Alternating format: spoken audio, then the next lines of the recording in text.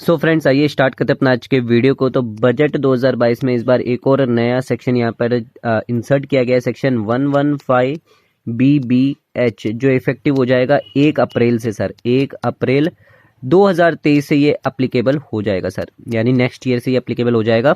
1 अप्रैल 2022 से नहीं सर, 1 अप्रैल 2023 से ये अप्लीकेबल हो जाएगा। 115 BBH क्या है? 115 BBH आपको सिंपल वे में समझाते हैं कि आपने अगर कोई आपकी इनकम है, उसके साथ आपने ट्रांसफर किया गया है वर्चुअल डिजिटल एसेट से। समझ लीजिए वर्चुअल डिजिटल एसेट आपके 5 लाख है, आपके अदर इनकम 3 लाख है, यानी टोटल इनकम आपकी 8 लाख हुई।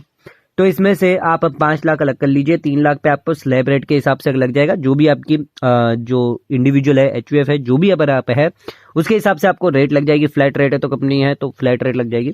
तो यहाँ पे ध्यान रखिएगा कि आपको जो है वर्चुअल डिजिटल एसेट्स की इनकम अलग कर देनी है 5 लाख। उसमें सिर्फ आप माइनस कर पाएंगे कॉस्ट ऑफ एक्विजिशन, क्योंकि आप ट्रांसफर कर रहे हैं तो जो कॉस्ट होगी वो आप 1 लाख माइनस कर दीजिए, यानी 4 लाख पर आपको सीधे सीधे 30% का टैक्स लग जाएगा सर। वर्चुअल डिजिटल यानी क्रिप्टो की बात करें, वर्चुअल डिजिटल असेट्स पे यहां पर आपको जो है टैक्स लग जाएगा सीधे सीधे 30%। ये भी ध्यान रखिएगा। हमने अभी थोड़ी देर पहले एक वीडियो अपलोड किया जिसके अंदर दिया गया है सेक्शन 194S, जो बात करता है TDS 1% को आपको कटना है इन केस अगर आप tax on income from virtual digital assets कमाते हैं। तो आइए मैं आपको बताता हूँ क्या है सेक्शन 115 BBH है। समरी में मैंने आपको बता दिया, अब मैं आपको थोड़ा सा इसको डिटेल बता देता हूं। अगर कोई टोटल इनकम है किसी एसएससी की और इनकम इंक्लूड करती है transfer of virtual digital asset, तो उसे इनकम टैक्स पेबल करना होगा सर। कैसे? एग्रीगेट देख लीजिए। अमाउंट ऑफ इनकम टैक्स जो आप कैलकुलेट करेंगे, इनकम जो ट्रांसफर करेंगे virtual digital assets at the rate 30% पे आपको करना होगा। यानी वर्चुअल डिजिटल एसेट अगर आप ट्रांसफर करते हो उसे इनकम जनरेट होगी तो 30% की यहाँ पर आपको रेट लगेगी सर। पहली चीज तो वो। दूसरी चीज क्या है? जो अमाउंट ऑफ इनकम टैक्स है, जो टोटल इनकम जो होगी उसमें से आप रिड्यूस कर पाएंगे अपनी इनकम जो आपने रिफर करी है ए, यानी मैंने अभी आपको बताया आपकी जो टोटल इनकम है अदर इनकम पे एज पर नॉर्मल टैक्स रेट लगेगा, इनकम टैक्स लगेगा। बाकी 5 लाख पर आपको जो है 30% आपको देना ही पड़ेगा। उसमें बस सिर्फ आपको जो है कॉस्ट ऑफ एक्विजिशन का यहाँ पे डिडक्शन मिलेगा, बाकी अदर डिडक्शन आपको नहीं मिलेगा। कोई भी एक्सपेंडिचर का डिडक्शन नहीं मिलेगा other than cost of acquisition. कोई भी अलाउंस नहीं मिलेगा, कोई भी सेट ऑफ लॉस अलाउड नहीं किया जाएगा। आपकी जो इनकम है ए के अंदर सर, बी के अंदर जो पॉइंट है अदर इनकम्स में आपको अलाउड हो जाएगा, बट इस केस में आपकी जो वर्चुअल डिजिटल एसेट है उस केस में आपको ना ही एक्सपेंडिचर अलाउड होगा, अलाउंस अलाउड होगा, ना ही सेट ऑफ अलाउड होगा।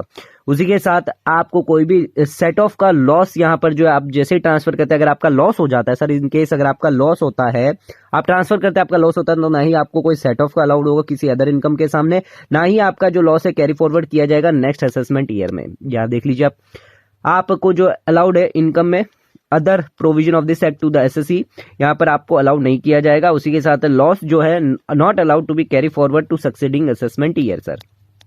तो ये बात करता है सेक्शन 115 BBH।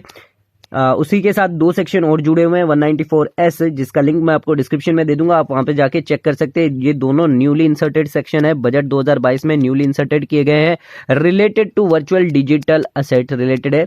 यहाँ पर बात करी गई है सेक्शन 2 सबसेक्शन 47A के अंदर वर्चुअल डिजिटल असेट क्या है। दूसरी बात करी गई 194S, आपको TDS डिडक्ट करना है ऑन वर्चुअल डिजिटल असेट। तो यह है पूरा कॉन्सेप्ट। आपको एक बार वापस मैं दिखा देता हूं क्या है वर्चुअल डिजिटल एसेट्स का क्या प्रोविजन है। ध्यान से देख लीजिएगा, बहुत ज्यादा इंपॉर्टेंट है वर्चुअल डिजिटल एसेट।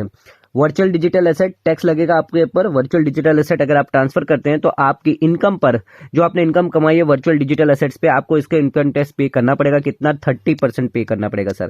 और आपकी जो बाकी की टोटल इनकम होगी उसमें से आपको रिड्यूस कर दें, यानी अदर इनकम जो होगी उस पर आपको नॉर्मल रेट के हिसाब से लगेगा। जो भी आपकी स्लैब रेट है उसके हिसाब से लगेगा या फ्लैट रेट है उसके हिसाब से लगेगा।